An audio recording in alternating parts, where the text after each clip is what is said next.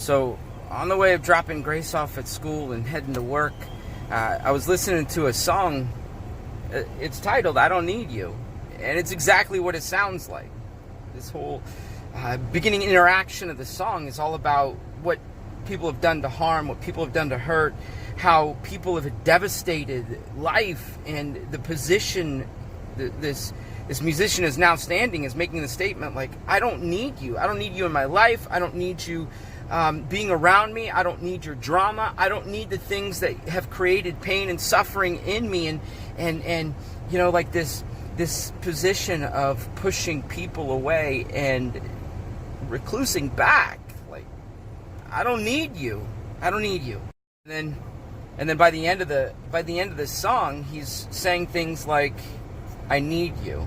Like, there's this sudden transition within the song where he begins to leave the I don't need you to the I need you.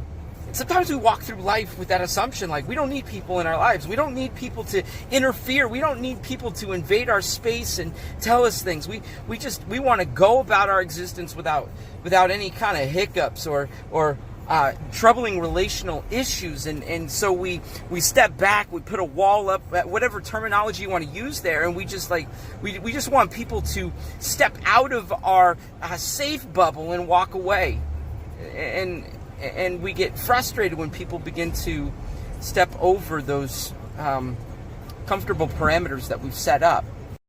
But here's the truth: that is a huge fallacy. I mean, the Bible tells us in the very beginning book, the book of Genesis, that it wasn't good for man to be alone. And we're told throughout the Bible that we're meant to live in relationship, that we weren't meant to go solo at life, that there are people for a reason.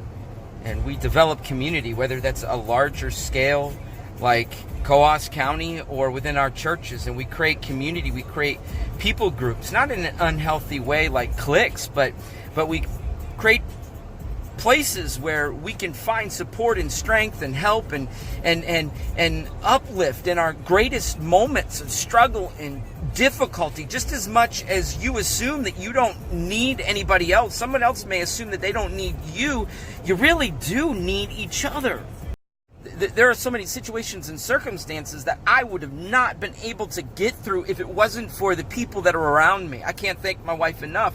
My own children that are a part of my life have actually given me words of wisdom and encouragement and insight to give me the strength to overcome things that I'm going through.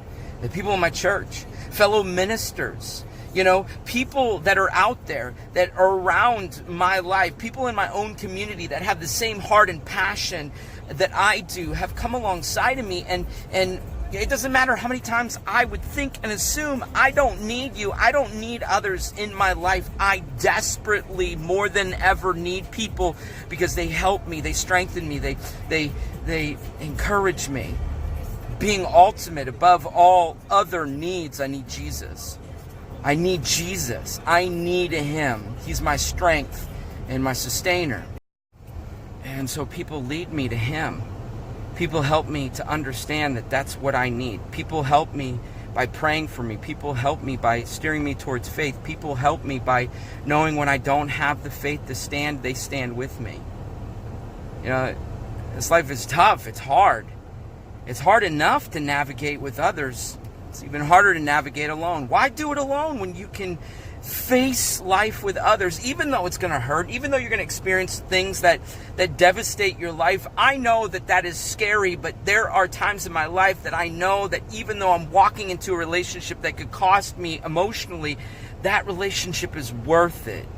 I'm not telling you to get into an abusive situation. You know what I mean. But you need people. People need you. Step out. Be brave. Invest some energy in being around others and supporting one another and loving one another and helping one another. I love you guys. Be amazing.